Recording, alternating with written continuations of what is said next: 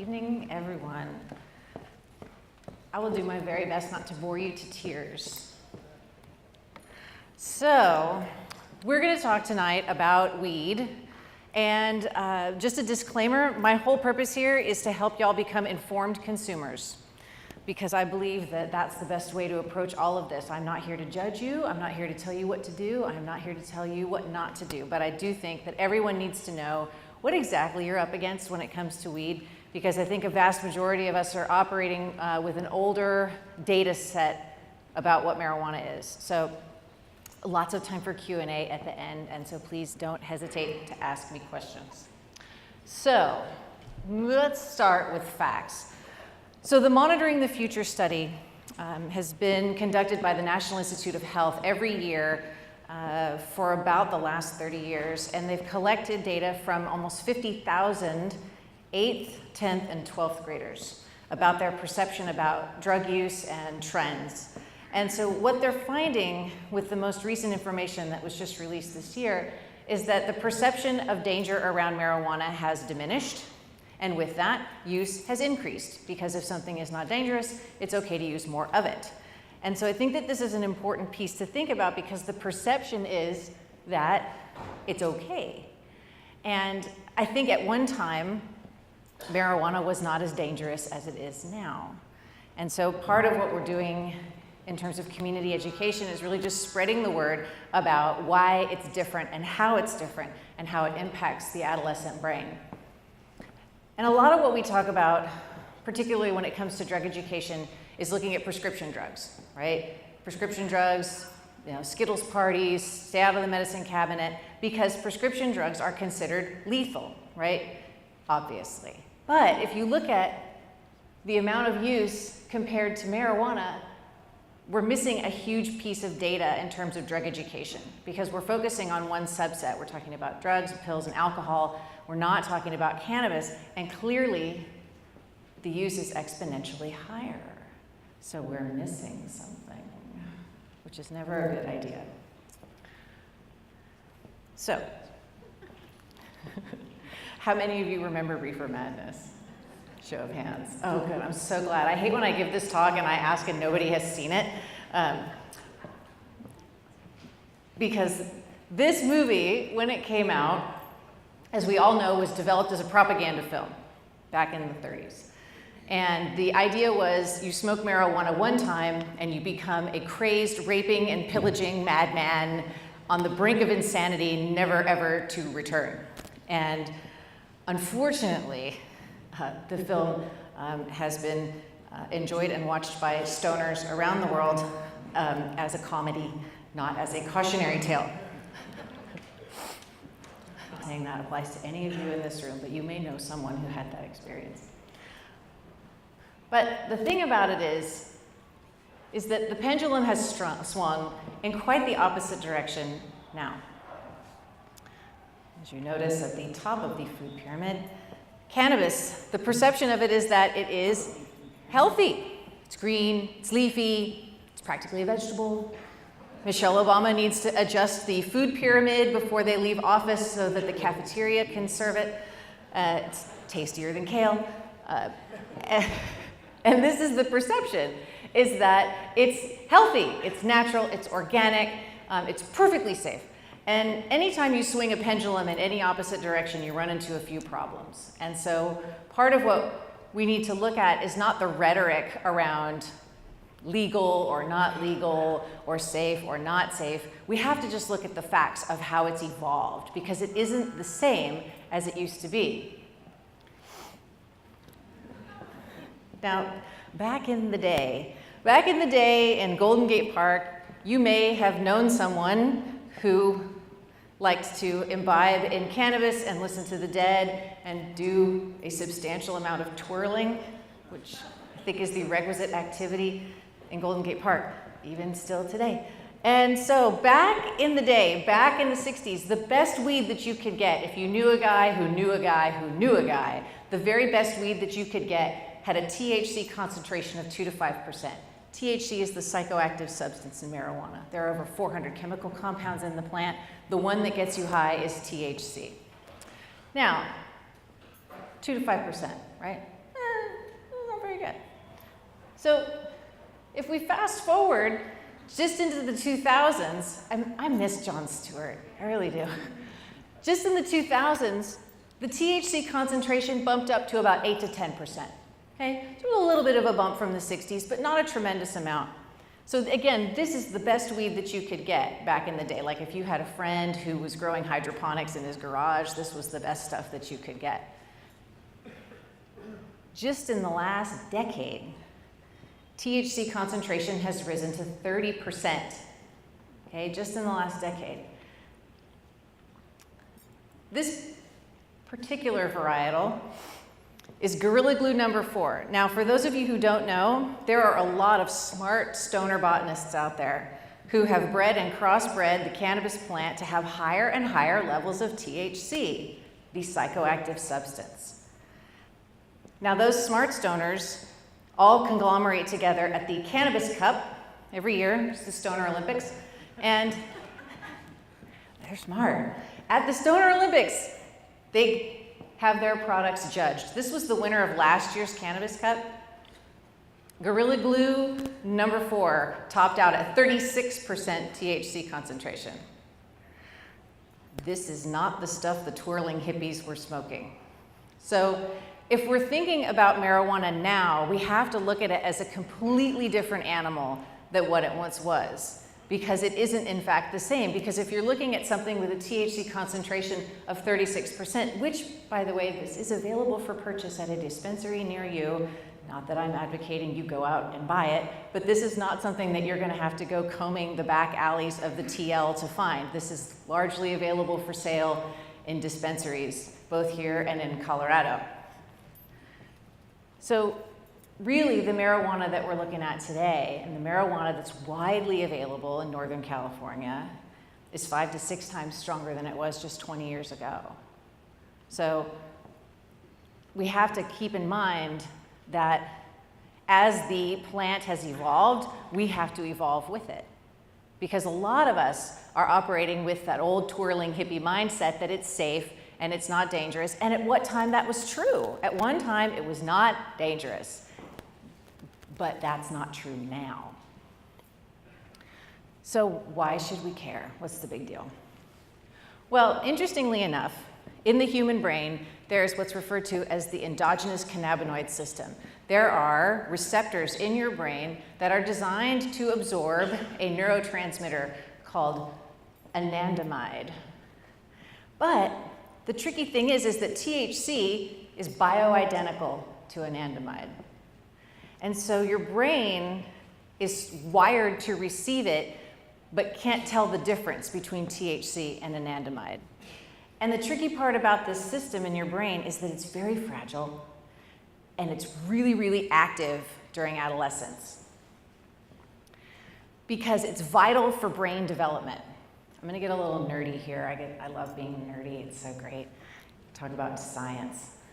So in the adolescent brain, the developing brain, it is growing at such a rapid rate, faster than any other time in a human's life except for when you are in utero. And all of these areas of the brain are loaded with CB1 receptors, okay? And all of these areas of the brain are super important for life and good judgment and just being a functional individual. But the thing about it is that the adolescent brain is like it's under construction. And everybody's working and there's no foreman. So it's a little bit chaotic. Adults in the room, raise your hand if you remember what it was like to be a teenager. Excellent. For those of you who aren't raising your hand, stick around. I do a great talk on denial. It's tough to be a teenager. Biologically, it's hard. Now, if you imagine that all of these areas are under construction, and all of those areas are loaded with those CB1 receptors that are very delicate, and when the brain is flooded with cannabis, it's flooded with THC, and the brain can't tell the difference, there's a disruption to the system. And we're finding that the disruption in these systems can be long-lasting. And I have science to prove it. But we flood those systems, and then there's a disruption in the development of the brain. And what we're finding is that there are long-term consequences associated with that. Now, again, this is not reefer madness scare tactics, okay? This is information about what using cannabis does to the adolescent brain. This is not smoke at one time and you're gonna have all of this horrible brain damage. But this is informed consumerism. If you're gonna be using it regularly, this is what is going to happen on a neurological level in the brain. Click. But the thing about it is that as weed has evolved, it's gotten a little bit more sophisticated. And now we have butane hash oil, dabs. Raise your hand if you've heard of dabs. Butter, shatter, wax. Yeah, okay. These guys have heard of it for informational purposes only. Yeah.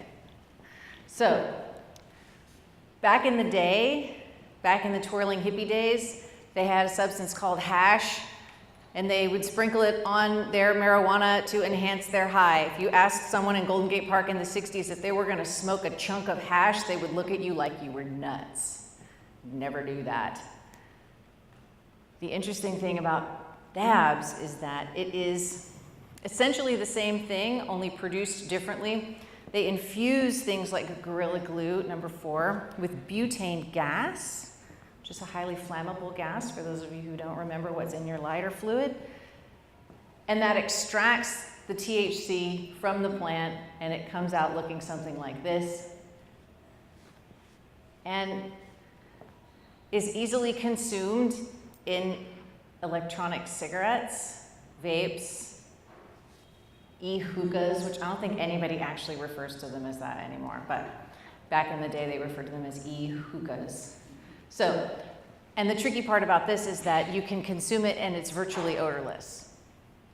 And so what used to be sort of the weekend mission to go and consume marijuana at your buddy's house because his parents were out of town and somebody had scored a bag of weed and they invited the guy with the 6-foot bong and everybody got together and listened to Dark Side of the Moon and pontificated. Now, the ease of access for high potency marijuana is such that you can consume it several times a day, almost undetected. And I've worked with young men, some young men from Marin County, who are smoking it 7, 8, 10 times a day. So remember your fragile brain, remember your developing brain that is under construction and there is no foreman, and remember that we're flooding it with high potency cannabis 7, 8, 9 times a day. You can imagine that there's going to be a significant disruption in that brain development. Because it has 90% THC concentration. How much was Gorilla Glue? 36%. Yes.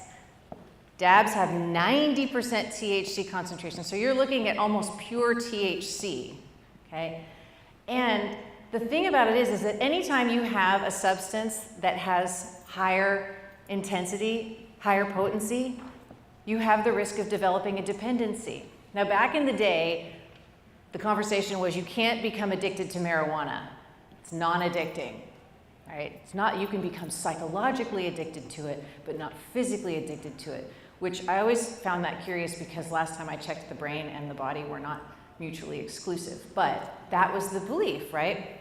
But now that we're looking at THC concentrations up to 90%, dependency is happening. And conversely, when people stop using, they develop a cannabis withdrawal syndrome. Diagnostic and Statistical Manual of Mental Health Disorders, the Bible for folks like me, the 5th edition just came out. Cannabis withdrawal syndrome is an actual diagnosable mental illness now. It is a very real thing and has symptoms like flu-like symptoms and agitation and anxiety and nausea and sweating and body aches. I used to detox people off of opiates back in the day, and this was exactly what they experienced. And so part of this is just not, again, not to be scare tactics or anything, but just to let you know that there is a potential to become physically dependent upon it, and that there is a physical reaction to stopping it. This is the big one, by the way. Anxiety. A lot of people smoke marijuana to manage their anxiety, and unfortunately, when they stop smoking it, the anxiety gets worse, and it creates a really vicious cycle. It's not great. But the thing that we have to be more concerned about is that high-potency cannabis is leading to more incidences of psychosis. For those of you who don't know what psychosis is, it looks like schizophrenia. Auditory hallucinations, visual hallucinations, paranoia, hearing things that aren't there, believing things that aren't true. And this is a very real side effect. That's really more of an effect.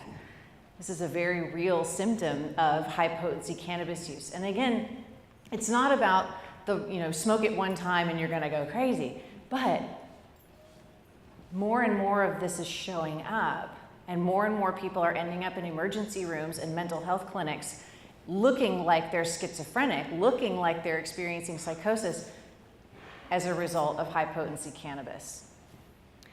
But say you don't like to smoke and you're a healthy individual, edibles are also available. Now, the interesting thing about edibles, these are all actual products, by the way. These are available in Colorado, potentially soon to come to California. It comes with a set of instructions that you should eat 1 square of this bar. It has 500 milligrams of THC. You should eat 1 square and wait 2 hours. Now, one of the side effects of smoking marijuana is you develop a condition called the munchies. When a jar of mayonnaise in your fridge starts looking super tasty. Now, sit down in front of a delicious bar of chocolate that you are supposed to not eat for another 2 hours and try to resist that.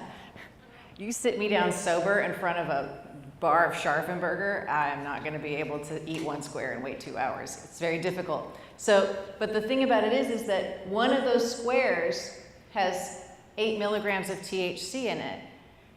And the thing about edibles is that they're finding more and more people are ingesting large amounts of this high potency marijuana in the edibles. And because it doesn't affect your body the same way as when you smoke it, it is possible to overdose on it unintentionally.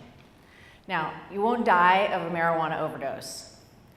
You may end up extremely paranoid with tachycardia in the emergency room, but you will not die.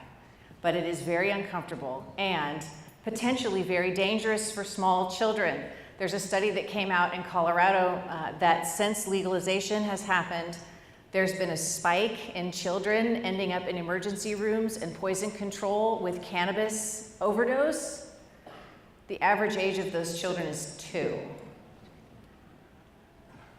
And I don't know many 2-year-olds that are out hitting up their dealer for the good stuff. So these things are accidentally being ingested by little brothers and sisters because it's very difficult for little brothers and sisters to tell the difference between the Mile Higher Mint 500 and a Hershey bar. I have another slide that I didn't put in this deck where there's a product called Pop-Tarts that looks almost identical to Pop-Tarts. And in each one of those Pop-Tarts, there's 35 milligrams of THC.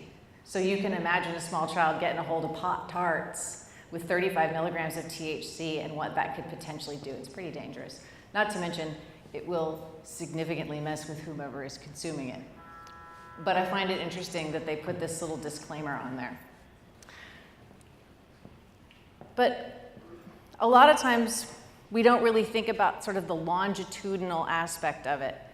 And this study out of New Zealand came out last year, and it was the first of its kind where it studied the same cohort of children born in a town in New Zealand. The same children, they were studied from birth to age 38. They were surveyed every 5 years about their substance use, particularly their cannabis use, and they were given IQ tests.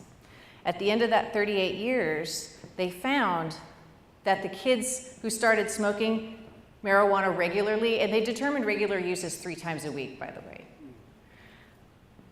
They started smoking before the age of 16. By the time they were 38, they experienced an average IQ drop of 8 points. Average. Those who started smoking after the age of 18, again, 3 times a week, had no IQ drop. So there's been a lot of discussion about this study, about the statistical significance, that IQ tests aren't culturally normed, and you can go in and argue about it, but even if there's a portion of them that experienced an IQ drop, that's significant in terms of looking at marijuana consumption in adolescence as being detrimental to the developing brain. And again, I think it's important as we look at this information to evolve our thinking about it, to really understand that it is not the same anymore.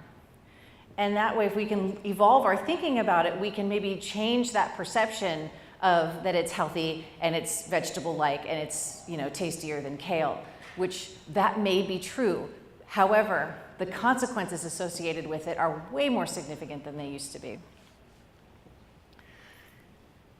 And don't take my word for it. Smarter doctor types are studying this, and this is brain imagery of 15-year-old brains. They did this study looking at those who started smoking regularly at the age of 15, and there's diminished activity in the corpus callosum, which is the bundle of fibers that connect the left and right hemisphere of the brain. It's very important for your brain to work in concert, for these two halves to have good communication. They need to be a happy couple, and they need to work together and talk to each other for things to function as well. And you can see that there's a lot less activity in the brain that's been smoking marijuana starting at the age of 15. Interestingly enough, that's what the brain of someone with schizophrenia also looks like. Now again, smoking marijuana is not going to give you schizophrenia.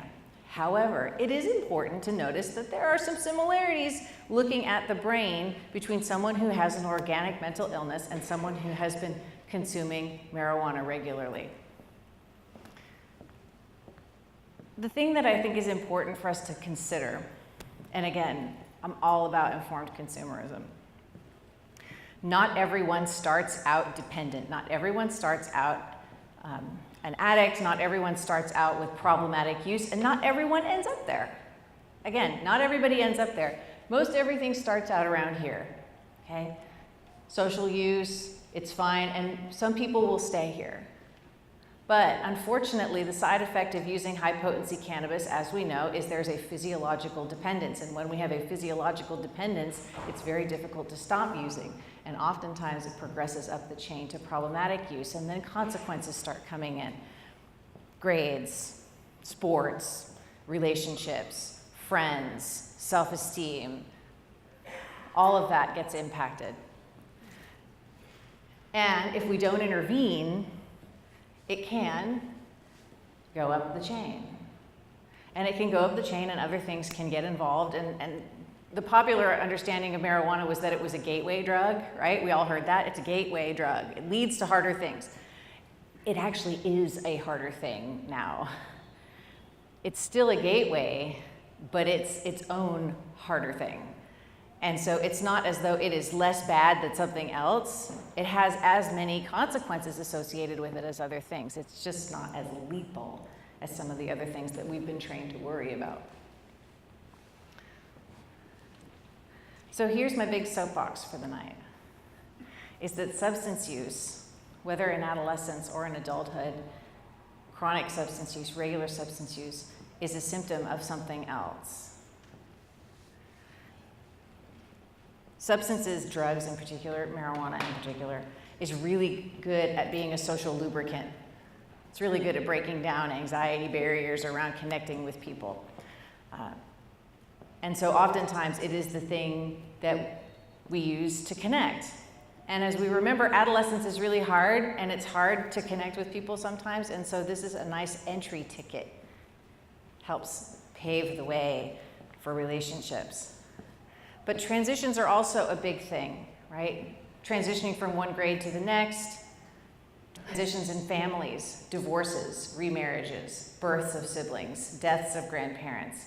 All of those things are huge transitions. Graduating from high school, picking what college you're going to go to, taking the SATs, those are all transitions that happen in adolescence, and those can be super, super stressful, right? Those can be really overwhelming. And so using substances is a way to cope with that, okay? Because when we're growing up, when we're coming up and our brains are developing, we haven't yet amassed those coping tools that we all as adults go, oh, well, you know, we could just use our coping tools. Yeah, remember it took a long time for y'all to develop those coping tools. They didn't come built in, unfortunately. So substances are really good, unfortunately, at helping you cope. They come with their own set of consequences, but they're very good at that. But the big one I think we need to pay attention to is the emotional and psychological pain.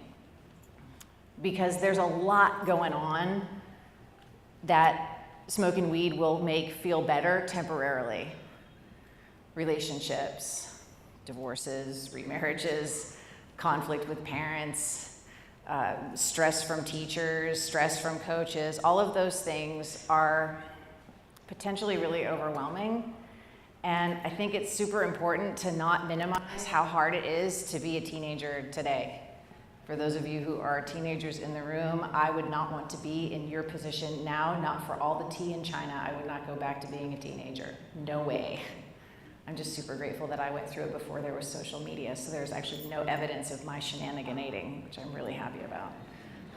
Not that I did any really bad stuff, but again, it's really difficult. And we as grown-ups, we've survived it. We made it out alive.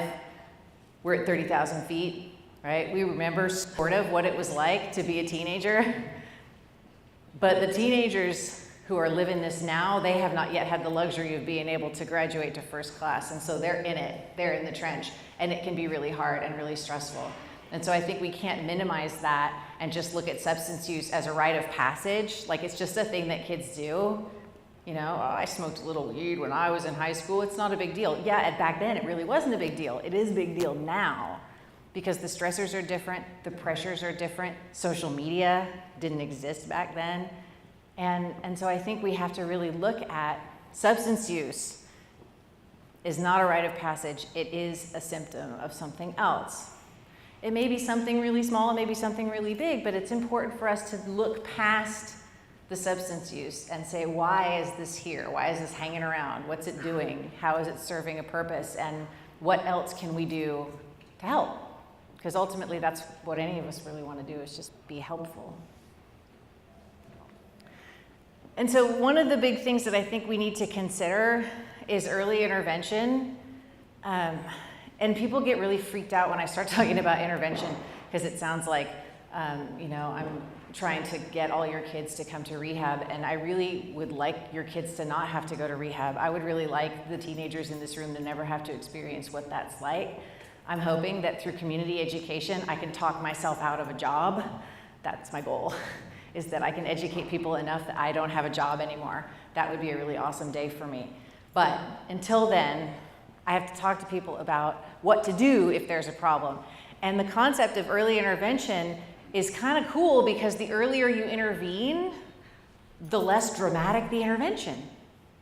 You know, if we get to it sooner, you know, we don't have this major overhaul. You know, if your check engine light goes on and you go and get it diagnosed right away, you can maybe, you know, avoid a potentially very expensive repair on your car. But if you were like I was back in the day and you drive around with your check engine light on for a long, long time, and you find out next thing you have a catalytic converter that needs to be replaced, that's a very expensive oversight. And so I think we have to look at substance use as like the check engine light's on. The check engine light's on. And so we can check it, we can look at it, and we can say, why is the check engine light on? Or we can say, well, you know, check engine lights go on all the time. It's probably nothing. You know, it'll be fine. It's probably just my gas cap. That's what I said. It's my gas cap. No, it was a catalytic converter. That was a very expensive oversight on my part. And when we're talking about your kids, when we're talking about your friends, when you're talking about your neighbors' kids, and your cousins and your nieces and nephews, it's a very expensive and potentially really dangerous oversight to just let the check engine light stay on. And so if we get in there and look at it, the early intervention Doesn't necessarily mean it's going to be some huge dramatic process. It can sometimes just be checking in as a family. It can be going to talk to a therapist. It can be just saying, how can we do things differently so that, we can change how we are as a family? And we can address the problem instead of chasing the symptom. Wouldn't that be nice? Stop chasing the symptom. Stop, pulling phones and cars and monitoring friends and having to be, private investigators and cops and do all that stuff and chase the symptom. Maybe we can just address the problem, and that would be really more effective ultimately. And it can minimize the more serious health and legal consequences, because a lot of people operate with this idea of people need to hit bottom. That's how I was trained. People have to hit bottom before you help them. And that's an adult way of looking at it. It doesn't really apply to kids because the bottom for kids doesn't really exist, because mom and dad are kind of there as like arbitrary pads in a lot of ways. And the bottom for kids, because that brain is under construction and the part of the brain that's responsible for saying, hey, maybe you shouldn't do that, isn't fully built yet. For girls, it doesn't fully come online until about 18 or 19. For boys, around 20. For some men, 40 or 50, depending upon who none of you, but some, sorry guys, but science says. But again, if we wait for someone to hit a bottom, for a child, for a teenager to hit a bottom, because that part of the brain that's responsible for making good, reasonable decisions and second-guessing decisions isn't online, the consequences for that are potentially more dangerous. And so, again, if we get in early, we can avoid some of that stuff. And if we look at it as being something other than just a rite of passage and just a thing that kids do, and then we can say, okay, what can we do differently? And ultimately, that's all we want, is how can we do things differently? And so I would just encourage you to have a conversation and start talking. You have like talking points on your chair, questions to ask. Don't be scared to ask those questions. Don't be scared. And don't go home and grill your kids, by the way. Those of you who don't have children sitting here in the audience, please don't go home and grill them. It's just important to be curious and to know now how things are different, and to know now how the marijuana that your friends may have smoked in college, not that any of you did that, but the marijuana that your friends were smoking in college is not the same marijuana that's available and being smoked today. And so we just have to update our operating system. It's like if you try and work your iPhone with an old operating system, then the apps don't work and it gets all janky and it starts to crash, and you've got to go to the Genius Bar and you have to have somebody tell you how you screwed up your phone because you didn't update it. It's kind of like this, right? We have to upgrade our operating system around marijuana. I know it's a terrible metaphor. I'm sorry. I'll own that. I'm Android, so I don't know anything about apples. But ultimately, it's just about education. It's about informed consumerism, and it's about knowing what you're dealing with, knowing what your kids are dealing with. It's not about judgment. It's not about you're a bad parent or you're a good parent. It's not about looking at your neighbors and saying, oh, I can't believe you're doing this. It's just about knowing what it is that you're facing and just have that upgraded information so that you can make a decision for yourself, and that you can educate your kids and you can educate your family members. And so even if this doesn't apply to any of you in this room, you may know someone who would benefit from knowing that things are different. You might want to share the information. And again, if it doesn't apply to you, that's fantastic. But if it does, it's a point to ponder. And so I think that ultimately that's all any of us want to do, is just understand things better and know more. And the more you know, the better off you are. So I want to thank you all very much for your attention, and then we'll go to Q&A. So thank you.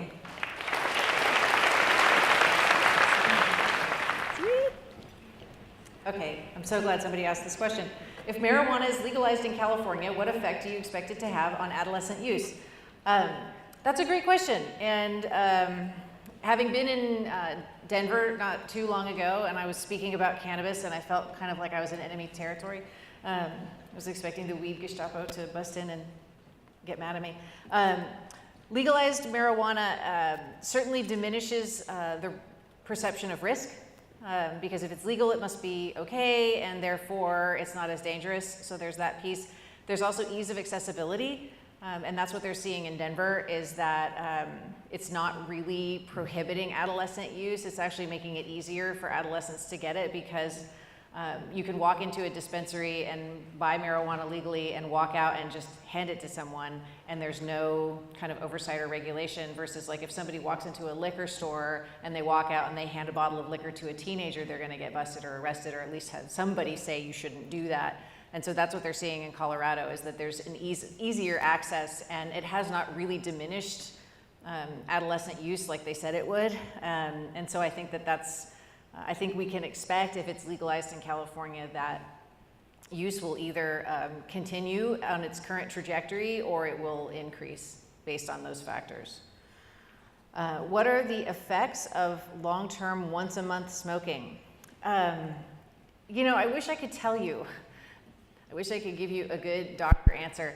And the answer that I can give you is that we just don't know, because everyone's brain chemistry is different. Everyone's experience of genetics and exposure and personality and trauma and all of those things kind of come together in a perfect storm. And you may smoke once a month and have consequences associated with it. You may smoke once a month and have no consequences. And so I think it's important to look at your sort of individual self and your biochemistry and your genetics to make that determination for yourself. But it's very difficult to know if he can smoke once a month and be totally fine, and she can smoke once a month and not be fine. It's just, there's no tests that we have to be able to determine that. And if you can't smell it anymore, how can you tell if someone is using marijuana? That's a great question, because I get asked this all the time when I talk about the vapes and how easy it is to smoke dabs and vapes. Oops. And parents ask me, well, if my kid is smoking a vape, does it mean he's smoking marijuana? It's like, no, not necessarily. He could just be smoking, you know, caramel apple flavored water or whatever it is they put in that. It's just kind of gross. But anyways, I think you have to look at the corresponding behavior. You have to look at the corresponding personality. You have to look at, is your kid different? You know your kid better than anybody. You've spent their whole lives with you. If your kid is different, there's an indication that something is not right. It doesn't necessarily mean that there's drugs involved, but if your kid is different, it should get your radar going, and you should maybe kind of explore, why is my kid different? And so I think that if you can't smell it, that's not necessarily an issue. It's more about looking at how's your kid functioning, and how are they in their personality, and has their quality of life changed? Has the quality of your family relationships changed? And if so, you might want to ask why. Here's another one. Can you get high off of secondhand smoke on Haight Street? That's rad. You know, secondhand smoke is a real thing, particularly secondhand smoke from high potency cannabis. But usually secondhand smoke is most impactful if you are in an enclosed space. If you are walking down Haight Street and somebody blows a cloud of smoke in your face, the likelihood of that causing you to test positive on a drug test is probably not very likely. So for those of you who are using secondhand smoke as your excuse as to why you didn't pass your drug test, sorry, I just completely blew your cover. This one I think is, it actually is two-part. I love to smoke. What do I do? And who do I help to get my either sister or sitter to stop? Yeah, I think that that's the thing about drugs, is that they work really well. And I can tell you that of the kids that I've treated at the residential level of care, I have never had a kid call me and say, I want to come to treatment. It's just never happened. And so I think that it feels good to smoke. It works its purpose, which is to alter your emotional state and temporarily give you a reprieve from whatever it is that's troubling you at the time. The only problem with that is that when you try to stop, the feelings that you were trying to not feel come back, and oftentimes come back worse than before. And then when you're feeling worse than you were before you started smoking, the thing that works to help you not feel bad is to smoke, and it becomes this vicious cycle. and it becomes very difficult to stop. And so I think that if you love to smoke, you might want to check in with what's it doing for you and why do you love it so much, and that might be an indication that there's something else that's troubling you, and there's another way that you can feel better and get out of that vicious cycle. And if you love somebody or care about somebody who is using more than they used to, or they're using in a way that causes you to be concerned, it's really important to talk, especially for teenagers, is to talk to some adult that you trust. And if you can't talk to them directly, if you're scared or you don't know what to say, there's a lot of adults that are out there that can help you, that are not going to run in and bust you, or they're not going to call their parents and send them off to rehab or whatever. It's if somebody's using in a way that's troubling to you as the observer, in all likelihood it's troubling to them as the user too. And so I think if you're worried about somebody, if you can't talk to them directly, then try to enlist a trusted adult that can help you talk to them. And this is true for adults, by the way, because there's a lot of adults that are using problematically, and there's a lot of adults that maybe need some help. And we often don't want to say anything because we don't want to be rude, or we don't want to intervene, or we don't want to, cause problems. But if you're concerned about somebody, in all likelihood, there's a reason for you to be concerned. And so it's better to be concerned and share that concern than to keep it to yourself and allow someone to continue to suffer alone. One of the big issues that for a lot of us hearing it from the youth is really the biggest pull and means the most. And Jennifer's presentation is just so well received. So thank you so much, Jennifer. Again, this is being recorded. You can get in touch with any of us.